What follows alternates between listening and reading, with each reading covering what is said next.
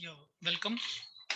So the topic we'll be discussing in this lecture is using first order logic.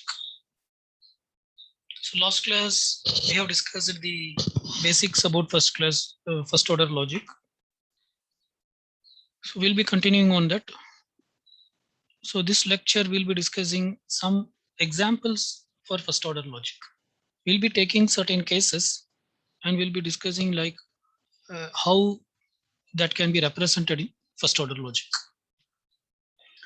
So to start with, in knowledge representation, the term domain is used to represent some part of the world.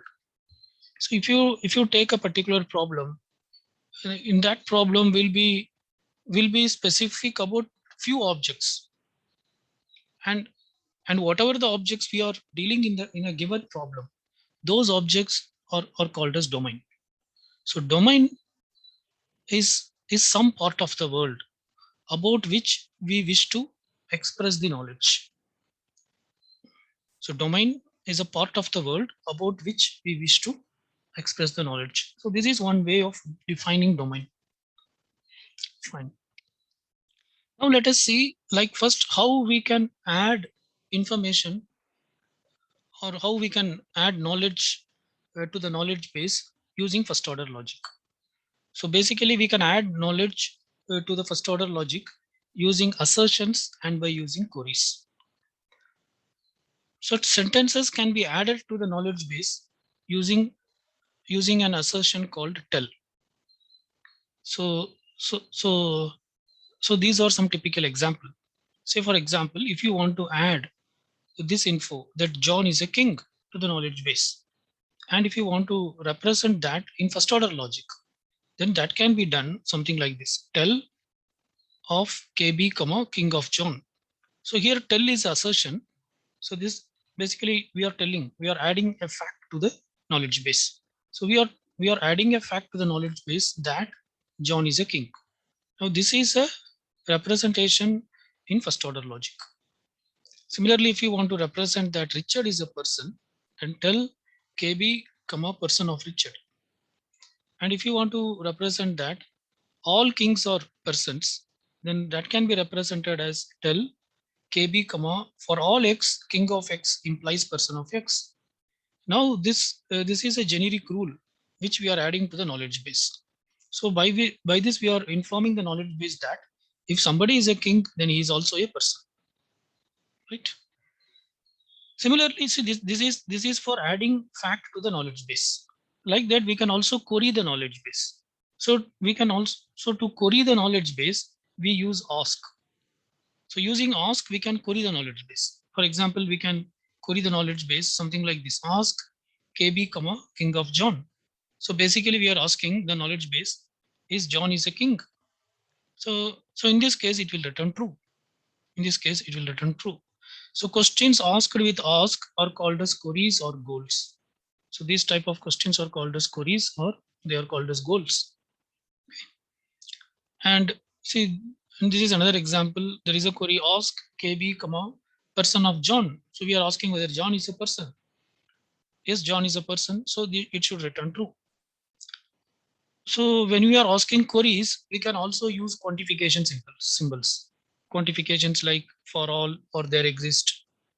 We can also query something like this: ask KB, there exists X, person of X. So basically we are asking the knowledge base, is there at least one object who is a person? Is there at least one object who is a person? Like that we are asking. So in that case, it will return true. But for this type of query, we may not expect true as the answer.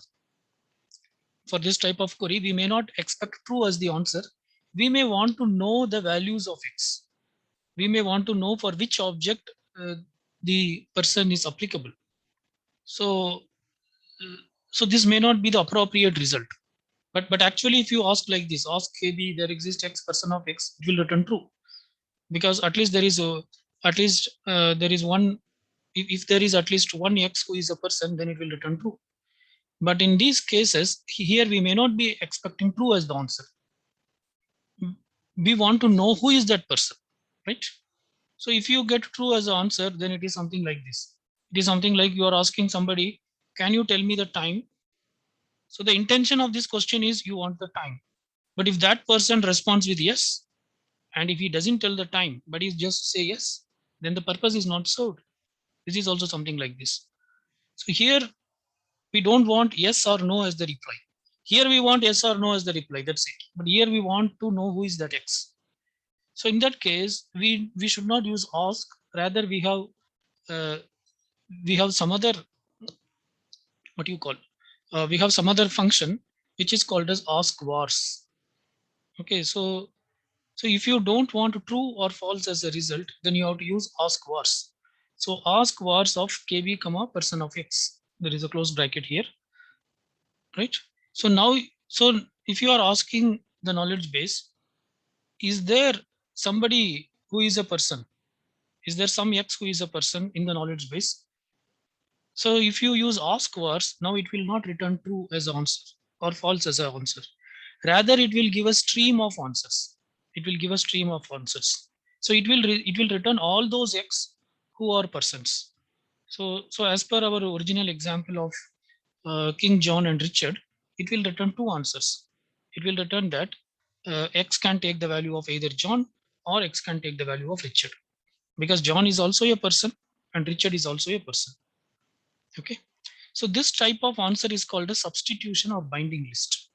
So whenever for a query, especially with ask queries, if you get a stream of answers, then this stream of answers are called as substitution or binding list, because here x can be binded with either with John or with Richard. Fine. So with this introductory, let us now get into, so whatever we have discussed is we are not, so the objective of this lecture is to discuss some examples on first order logic. So far we have not get into that. So far we have just discussed like how knowledge can be added to the knowledge base and how we can query something from the knowledge base. Now we will get into the actual examples.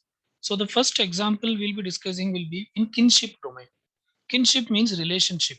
So it is something family relationship. So it is, so kinship means it is the family relationship. So here the domain that we consider is family relationship. So the objects in our domain are people, and we use two unary predicates. These are male and female, which can be connected with any individual. And these are the other kinship relations we use. And all these are binary predicates. These other kinship relations, all these are binary predicates. Parent, it is applicable on two objects. Sibling, it is also applicable on two objects. Brother, sister, child, daughter, son, spouse, wife, husband, grandparent, grandchild, cousin, aunt, and uncle. So these are some of the binary predicates which we'll be using in the examples that we'll be discussing. Apart from this, we'll be using two functions. One is mother, the other one is father. So mother of X, it will return the person who is the mother of X. If P is the mother of X, then mother of X will return P. Okay. Similarly, father of Y, if F is the father of Y, then it will return F, right? So these two are functions. So we are using two unary predicates, male, female, and these many binary predicates and two functions, mother and father. So with this intro, let us discuss some examples. Say we want to represent this fact to our knowledge base. One's mother is one's female parent. One's mother is one's female parent. Then how this can be represented using first order logic? For all m comma c, for all m comma c, mother of c equal to m. That is, so mother of c is a function. So the mother of c is some person. His mother is m, which means that bidirectionally it is equivalent to that m is a female. So that is obvious. Female of m, and m is the parent of c, right? And parent of m comma c. Okay. So c is child, right? So mother of the child is what? Who is m? Which from this what we can understand is m is a female, and also m is the parent of c, right? So this is how this info can be represented in first order logic. Say the next one. We want to represent one's husband is one's male spouse. One's husband is one's male spouse. So for all w comma h, if H is the husband of W, husband of H comma W, that is if H is the husband of W, so from this bidirectionally it is equivalent that H is a male, H is a male, and H is the spouse of W, right? From this you can also derive the other one. One's wife is one's female spouse. You can try writing it. Okay. And so this is how we represent this statement using first order logic. Next, say we want to represent this male and female or disjoint categories. That is, if somebody is a male, then they are not female. So for all X, male of X implies not female of X. So if X is a male, it's not implies, then it is bidirectionally equivalent to say that X is not female. And here is another example. Parent and child are inverse relations. That is, if P is the parent of C, then C is the child of P. So for all P comma C, parent of P comma C, which means P is the parent of C, it is equivalent to say that C is the child of P. Right? So this statement can be represented in first order logic like this. And the next example is a grandparent is a parent of one's parent. So if you want to say that a grandparent is a parent of one's parent, this can be represented something like this. For all G comma C, G represents grandparent, C represents a child or grandchild, grandparent of G comma C. So it means G is the grandparent of C. G is the grandparent of C is bidirectionally equivalent to saying that there exists some P such that G is the parent of P. G is the parent of P and P is the parent of C. Okay, because C is what? C is the grandchild of G. So there should be some P such that G is the parent of P and P is the parent of C. So which means that a grandparent is a parent of one's parent. A sibling is another child of one's parent. So this can be represented something like this. For all X comma Y, sibling of X comma Y. That is, if X is the sibling of Y, then it means that, so this is not 6, it means that X is not equal to Y, is bidirectionally equivalent to. For all X comma Y, sibling of X comma Y, which means X is a sibling of Y, is bidirectionally equivalent to say that X is not equal to Y. So they are sibling.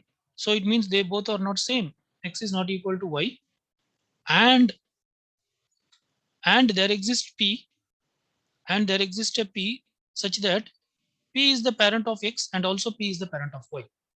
So because the statement what it says, sibling is another child of one's parent.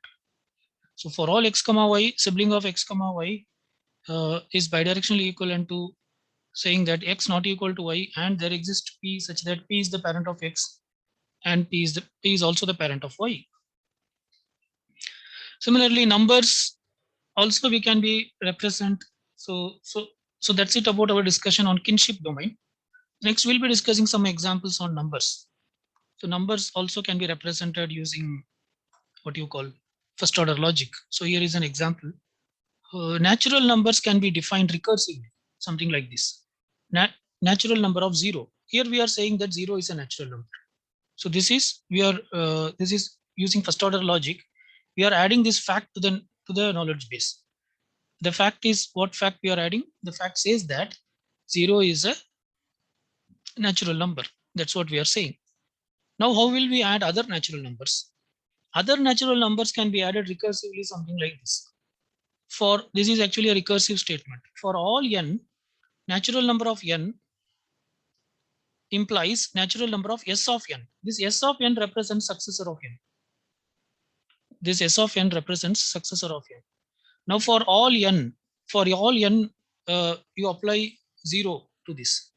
So when you apply 0 for all n, natural number of n. So natural number of 0 implies what? Natural number of s of n. What is s of 0?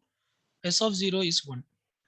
So natural number of so when you take natural number of 0 from natural number of 0, actually you are deriving 1. Natural number 1. 1 is a natural number. Now when you apply 1 to this, that is natural number of s of 1. What is s of 1? 2. Now when you apply 2 to this equation, it will imply natural number of s of 2, right? So what is s of 2? S of 2 is 3. So like that we can derive all numbers 1, 2, 3, 4, 5, 6, 7, so on and so forth. Okay. So the natural numbers are 0, s of 0, s of 0 and so on, right? S of 0 is 1, s of 0 is 2 and so on. We also need axioms to constrain the successor function. So if you want to add some constraints, for all n, 0 not equal to s of n. So we are saying that 0 is not equal to s of n. Yeah. So none of the s of n will be equivalent to 0, right? So even if s of n is 0, even if n is 0, s of n will be 1. For all m comma n, m not equal to n implies s of m not equal to s of n, right? So that is true. For all m comma n, if m is not equal to n, implies that s of m also will be not equal to s of n. If m is 5 and n is 7, then s of m will be 6 and s of n will be 8. Okay. So we can define addition in terms of successor function, something like this. For all m, natural number of m implies 0 plus 0 comma m, which means we are adding 0 with m, which is m. So natural number of m is natural number of m is nothing but it's m itself. That's what it says, this statement. Okay. Here we are defining sum in some other way. For all m comma n, natural number of m, let us say that m is a natural number and also n is a natural number. Let us say m is a natural number and also n is a natural number, right? Okay. So then what can we do? Then this is represented as plus s of m comma n. So now we are applying that successor function only to m, not to n. So m is incremented by 1 and then the incremented m and n were added, right? So this can also be represented like this, s of plus m comma n plus within bracket m comma n. So first we are adding m and n, and then to that sum 1 is incremented. Okay. So s represents successor. To that sum we are taking the next one, right? Okay. So you may wonder like why we are doing this successor part, because this is just addition, but why we are doing this successor? So this successor we are doing because here we have defined like this. Here natural number we are defined as whenever you call natural number of 1, it will automatically take the natural number of s of n, right? If it is natural number of 1, then it will become natural number of s of 1. S of 1 is nothing but 2. Are you getting? So that's what here also, here we want to define sum. So we sum and then we increment it by 1. Okay. So it's just an way of interpretation. Next, let us discuss some examples on Wumpus world for how the facts of Wumpus world can be represented using first order logic. Okay. So here is an example. Percept, that is the agent is perceiving these things at this point of time. It is perceiving stench, it is perceiving breeze, it is perceiving glitter.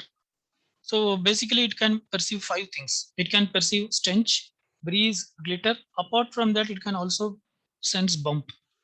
So it can sense bump if it hits on the wall, and it can sense the screaming sound of the wumpus if the wumpus get killed. But currently it is not sensing bump and it is not sensing screaming. But it has sensed these 3 things. In a particular room, the agent has sensed stench, breeze, and glitter. At time 5, this 5 represents a timestamp at what time it has sensed this. Right? So using first order logic, what the agent is sensing can be represented something like this, right?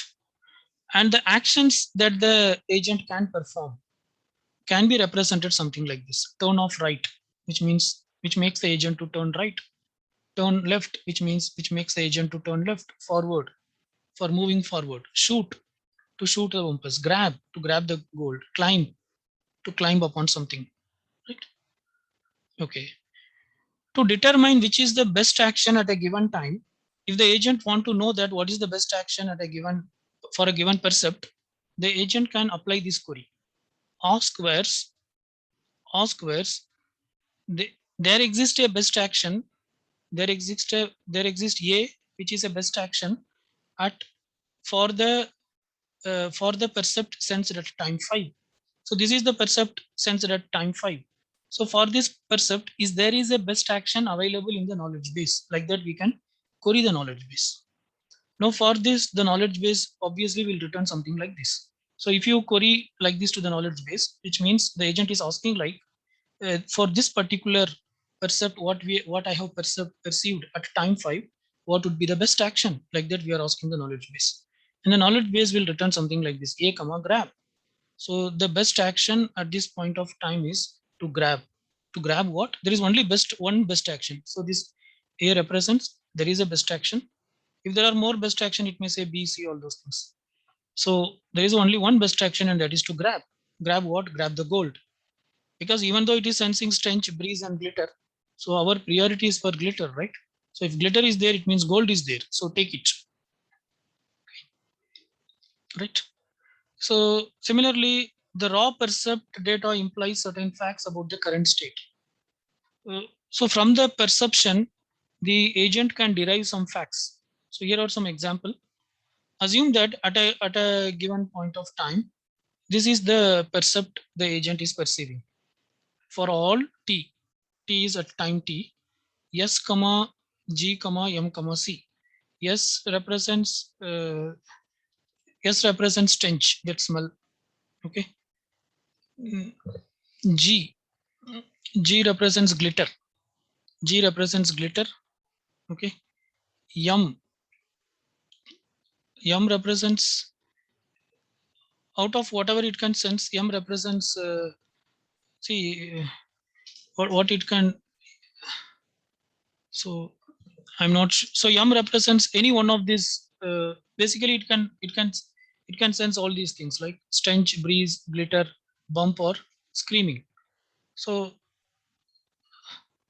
so yeah.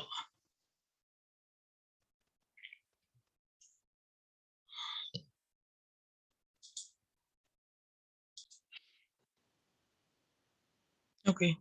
So basically, this represents for all t, that is at wherever at time t. Okay.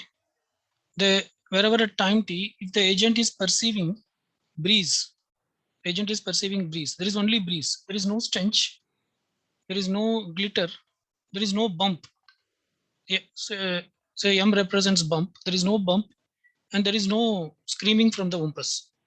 So so at whichever the time the agent senses only breeze and it does not sense anything else, then we can conclude that breeze at time t, at those times there is only breeze.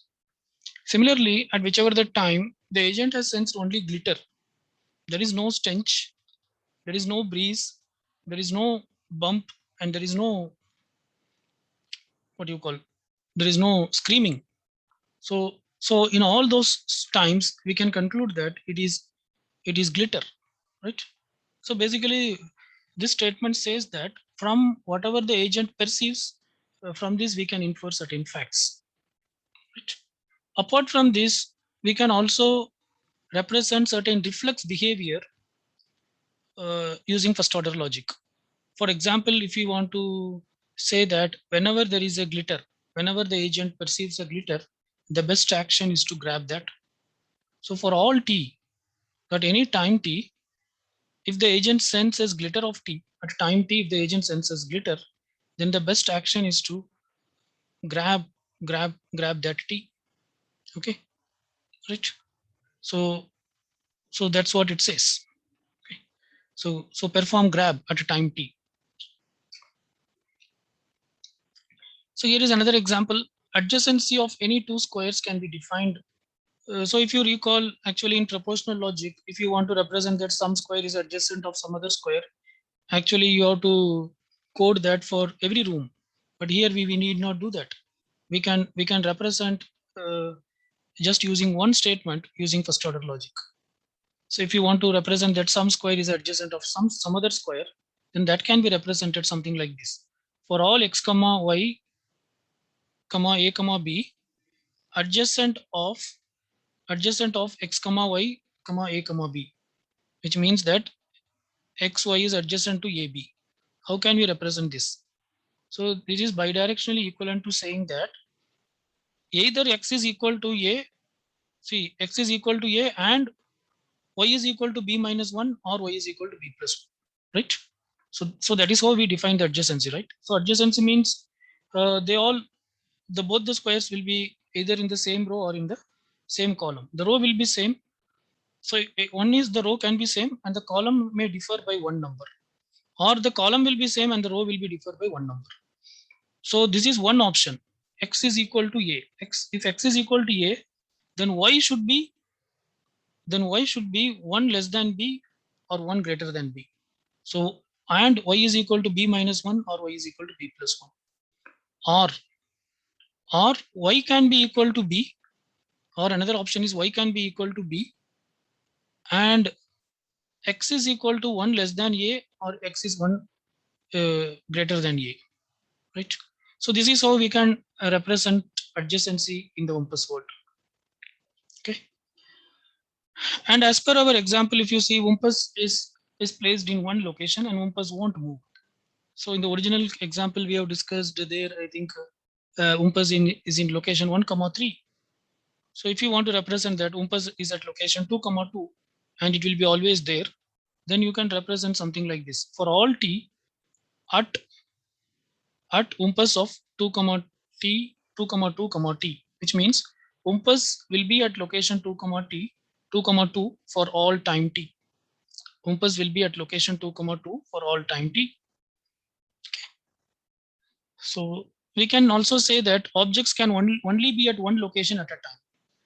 So if an object is at particular location at time t, then it cannot be in some other location at the same time t. So whether it is object or agent, whatever it may be, they can present only at one location at a given time. And that fact can be represented something like this. For all x, s1, s2, t, right? Where s1 is a state, s2 is a state. If x is at s1 at time t, if x is at s1 at time t, and also if x is at s2 at time t, actually this cannot happen. It implies that s1 is equal to s2. Okay, by this we are saying that the object x cannot present at two different states at the same time. If they present at two different states at the same time, then it means that the two states are same. So by this we are indirectly conveying that the object cannot present at two places at the same time. They can be present at only one location at a given time, right? Okay. Similarly, we can also represent that if the agent if the agent is at a square and perceives a breeze, then the square is breezy, right? So it's a very basic fact. For all s comma t, at agent of s comma t, that is agent is at state yes. Agent is at state yes at time t, and agent perceives breeze, and there is breeze at time t, which implies that there is breeze at state x, state yes. Here state represents the room. State represents the room. Okay. So state represents the room or floor. So at the room S, agent is experiencing breeze at time t, right?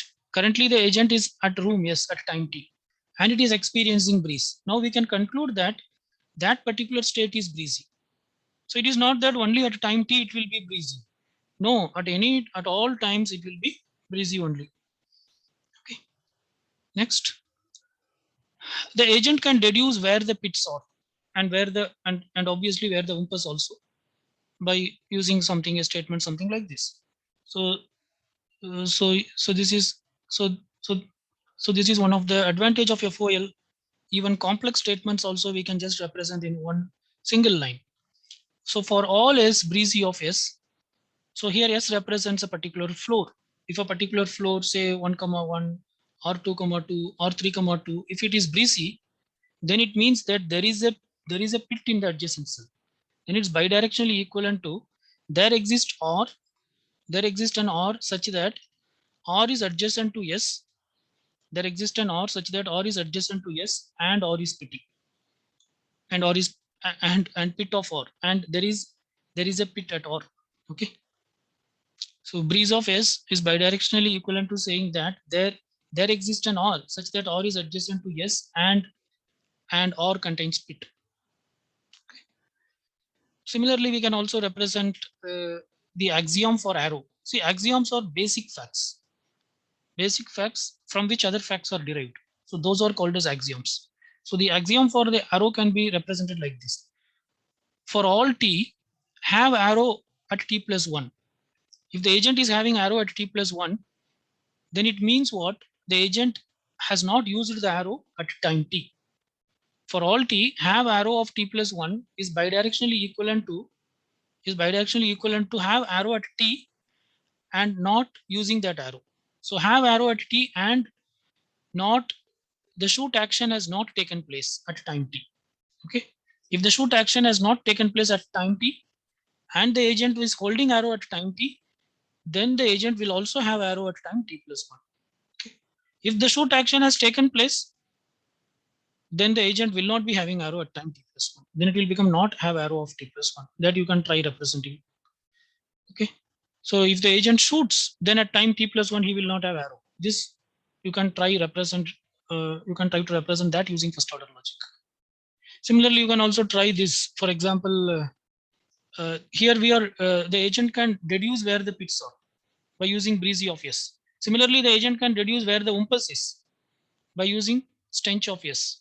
So for all S, stench of S implies what? There means that there will be some adjacent cell. There is a umpus is there that you can try to write it down. Okay, fine. So that's it about using first order logic. So basically here we have discussed some examples on first order logic, like how certain facts or knowledge can be represented using first order logic. Fine, let's stop here. Thank you.